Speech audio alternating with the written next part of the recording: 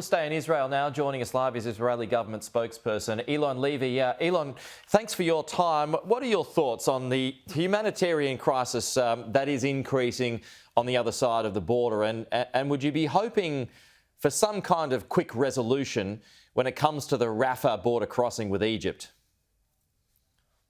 Thank you very much for having me on the show. Of course, like everyone in the world, I'm watching the images coming out of the Gaza Strip, and they're unpleasant to watch. I mean, they're difficult, and that is the reality of war.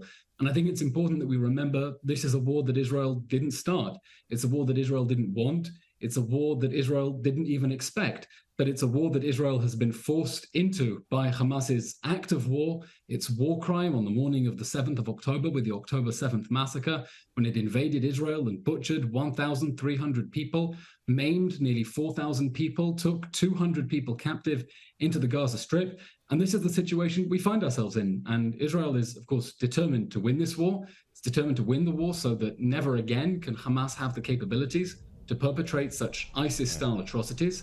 And it's important that you mention the humanitarian question because, of course, Israel is taking all necessary steps to try to minimize civilian casualties in the Gaza Strip. No one here wants to see more casualties, and that's why Israel is encouraging the residents of the northern Gaza Strip to evacuate to the south so that they can get away from the combat zones, so that Israel can target the Hamas infrastructure in the northern Gaza Strip. Unfortunately, what we're seeing is Hamas physically setting up roadblocks in order to escape Palestinians, in order to stop Palestinians from escaping to the Gaza Strip. Of course, in flagrant violation of international law, like everything this ISIS-style terrorist organization is doing. But Israel continues to urge the residents of northern Gaza Strip, please, for your own safety, temporarily get out of the areas where there is going to be some very difficult fighting in the coming days as Israel takes decisive action. But as long as Hamas has its ideology, it has a capability, does it not, which is backed by the vast finances of Iran. Exactly. And that is why so how are you going to eradicate it completely? Israel is going to go after the entirety of the Hamas military and governing network inside the Gaza Strip and destroy it.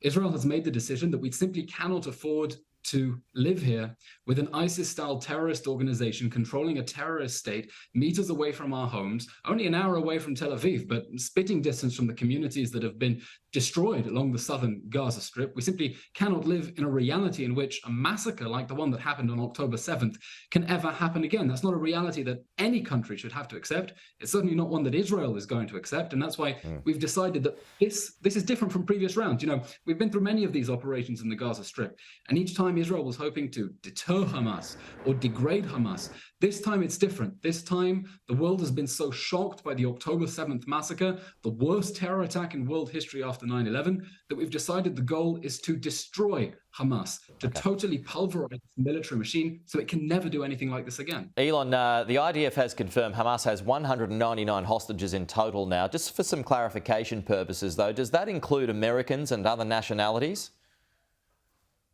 The IDF has informed the families of 199 people that their relatives, their loved ones, being held. But are they just Israelis? As far as I understand, that is the total number that we're aware of people who. Oh, that's the total. That's including Americans and other nationalities as well.